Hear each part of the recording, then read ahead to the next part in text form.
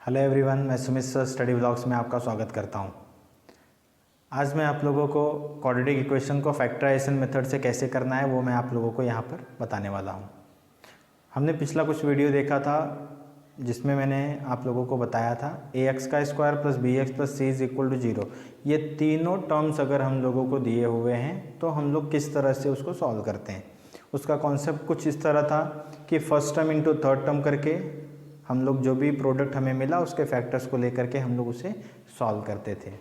लेकिन अगर हमें तीनों टर्म्स ax² bx और c अगर ये तीनों हम लोगों को नहीं दिया हुआ है, जो हमारे पास जनरल फॉर्म या स्टैंडर्ड फॉर्म है उसमें ax² plus bx plus c is equal to 0, ये तीनों टर्म अगर हम लोगों को नहीं दिया हुआ है, क्वेश्चन में अगर आप लोगों को केवल दो टर्म ही दिया हुआ है और फैक्टराइजेशन मेथड से करना है तो कैसे करना है वो मैं आज आप लोगों को इस वीडियो में बताता हूँ। चलिए, मैंने एक क्वेश्चन नोट किया है 3y का square is equal to 15y।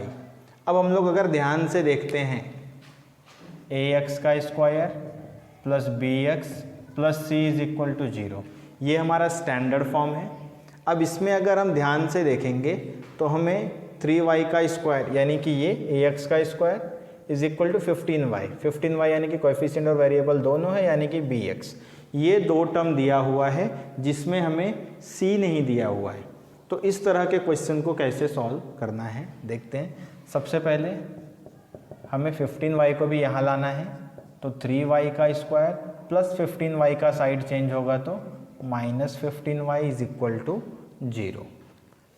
अब अगला प्रोसेस क्या है, अगर हमें ये दो टर्म दिया हुआ है, स्टार्टिंग के दो टर्म अगर दिए हुए हैं तो हमें क्या करना होता है, कॉमन फाइंड आउट करके सॉल्व करना होता है।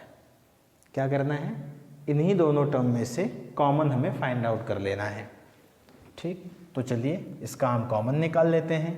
इसका कॉमन हम अगर देखेंगे तो हमें मिलेगा 3y, क्योंकि 3 1 जा 3, 3 5 जा 15, दोनों में हमें 3 मिल रहा है और y का स्क्वायर यानी कि y इंटू वाई और यहाँ पर y है यानी कि हमें y भी कॉमन मिल जाएगा। 3y हमने कॉमन ले लिया। यहाँ क्या बचा y, क्योंकि 3y इंटू वाई करेंगे तो 3y का स्क्वायर, माइनस का साइन है माइनस लगा देते हैं, 3 5 जा 15 और एक y है जो हमने बाहर ले लिया है, मतलब यहाँ पर क्या बचेगा 5 इज इक्वल टू 0।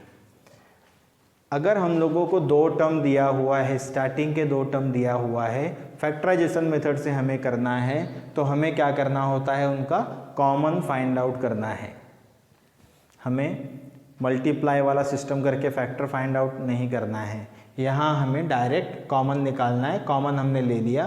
अब ये जो बाहर वैल्यू है इज इक्वल टू 0 दिखाना है, 3y इज इक्वल टू 0 और y माइनस 5 जो ब्रैकेट में इज इक्वल टू 0। देखिए, so y is equal to क्या, 3 का हम साइड चेंज करेंगे, 3 0 जा 0, 0 से किसी भी नंबर में मल्टीप्लाई करेंगे या डिवाइड करेंगे तो 0 ही आएगा, तो 3 0 जा 0 और y is equal to minus 5 का हम साइड चेंज करेंगे तो प्लस 5। एकदम सिंपल है कि नहीं। कुछ नहीं करना है हमें। अगर दो टर्म दिया हुआ है, स्टार्टिंग के दो टर्म ax² और bx, यही दो फॉर्म दिया हुआ है अगर हम लोगों को, तो हमें कॉमन फाइंड आउट करना है और हमें सीधा वेरिएबल का वैल्यू मिल जाएगा। चलिए एक क्वेश्चन मैं और आप लोगों को बताता हूँ, यहाँ नीचे लिख देता हूँ। सेकेंड क्वेश्चन, x का स्क्वायर इज इक्वल टू 3।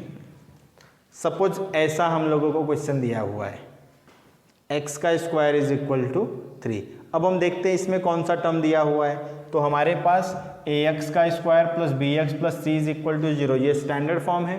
तो अब इसमें हम देखते हैं x का स्क्वायर यानी कि ये ax² ये दिया हुआ है हमें इज इक्वल टू 3, वेरिएबल नहीं है यहाँ, यानी कि हमें c दिया हुआ है।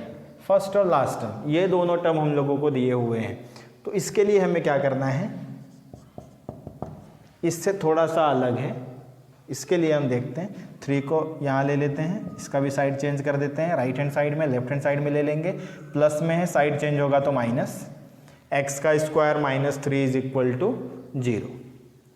अब हम लोगों को अगर ये फर्स्ट वाला और थर्ड वाला टर्म अगर दिया हुआ है तो उसके लिए हमें कैसे करना है, फर्स्ट टर्म का स्क्वायर रूट और जो सेकेंड टर्म हमारे पास है इसका स्क्वायर रूट।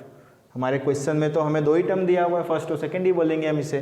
तो फर्स्ट वाले का भी स्क्वायर रूट और सेकंड वाले का भी स्क्वायर रूट लेकर के ब्रैकेट में रख के स्क्वायर लगा देना है हमें। तो चलिए इसका हम स्क्वायर रूट ले लेते हैं, x हो गया, ब्रैकेट में रख के उसका स्क्वायर लगा देंगे, माइनस। अब 3 का स्क्वायर रूट क्या होगा?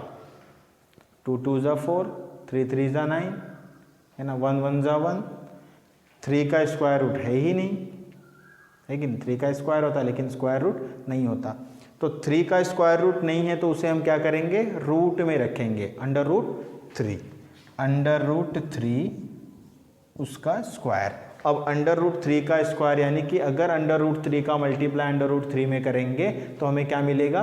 3 मिलेगा। कैसे 3 मिलता है? रूट 3 का मल्टीप्लाई रूट 3 में करेंगे तो 3 3 ज़ा 9, रूट में 9 मिलेगा।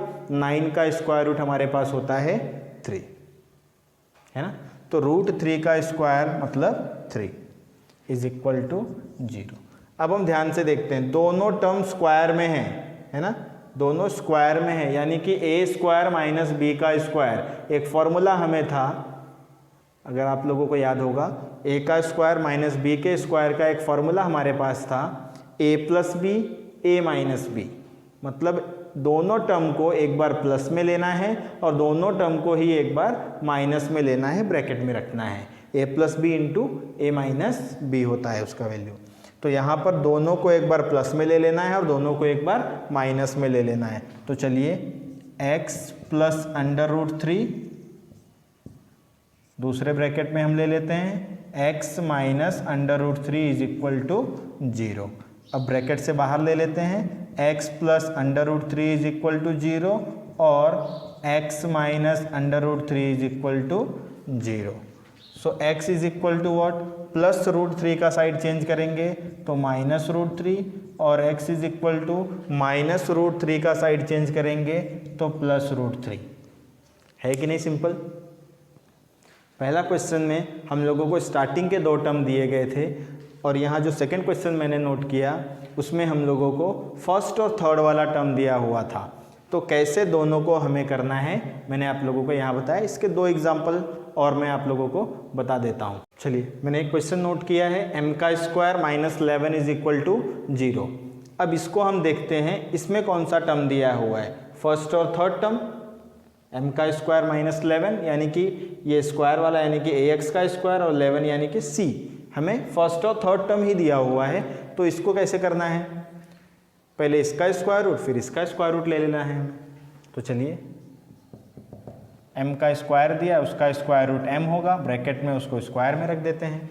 माइनस 11 का स्क्वायर रूट नहीं होता, तो जैसा हमने पिछले क्वेश्चन में किया था 3 का स्क्वायर रूट हमारे पास नहीं था तो हमने क्या किया? 3 को रूट में ले लिया। तो यहाँ भी 11 का स्क्वायर रूट नहीं है हमारे पास, तो 11 को हम रूट में ले लेंगे। तो रूट 11 ब्रैकेट क्लोज करके स्क्वायर लगा देंगे इज इक्वल टू 0। अब अगला प्रोसेस, दोनों स्क्वायर में है यानी कि दोनों को एक बार प्लस में और एक बार माइनस में ब्रैकेट में ले लेना है। तो m प्लस रूट 11 दूसरे ब्रैकेट में m minus root 11 is equal to 0। Bracket से बाहर ले लेंगे तो m plus root 11 is equal to 0 और m minus root 11 is equal to 0। तो m is equal to what? Plus root 11 का हम साइड चेंज कर देंगे तो माइनस रूट 11 और m is equal to minus root 11 का साइड चेंज कर देंगे तो प्लस रूट 11 हो जाएगा। है कि नहीं? m का वैल्यू हमें मिल गया। एक एग्जांपल और मैं रखता हूँ आपके सामने, 7m का square is equal to 21m। चलिए इसको कैसे करना है? इसमें भी हमारे पास 2 ही टर्म है। कौन से 2 टर्म है वो देख लेते हैं पहले हम लोग। 7m का स्क्वायर यानी कि पहला ax का स्क्वायर ये दिया हुआ है, 21m यानी कि कोएफिशिएंट इनटू वेरिएबल यानी कि bx ये दिया है। मतलब स्टार्टिंग के 2 टर्म दिए हुए हैं। तो ये एग्जाम्पल जो है पहले वाले क्वेश्चन की तरह है ना। तो क्या करना है? 21m को पहले इस तरफ ले लेते हैं, प्लस में है, साइड चेंज होगा तो माइनस हो जाएगा इज इक्वल टू 0।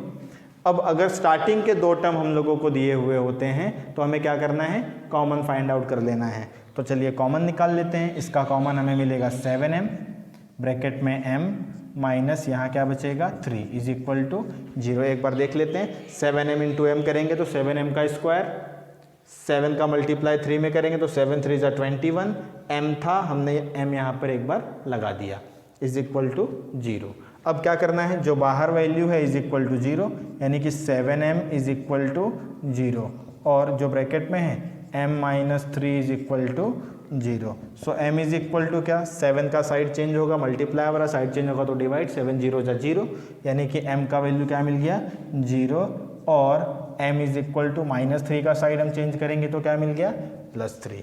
m का वैल्यू 0 और m का वैल्यू +3 मिल गया हमें, है कि नहीं। अगर हमें 2 टर्म दिया हुआ है, फाइंड आउट करना है, तो ये हमें ये ध्यान रखना है कि अगर स्टार्टिंग के 2 टर्म दिए हुए हैं ax का स्क्वायर और bx, इस फॉर्म में अगर क्वेश्चन दिया हुआ है हम लोगों को, तो हमें कॉमन फाइंड आउट करना है।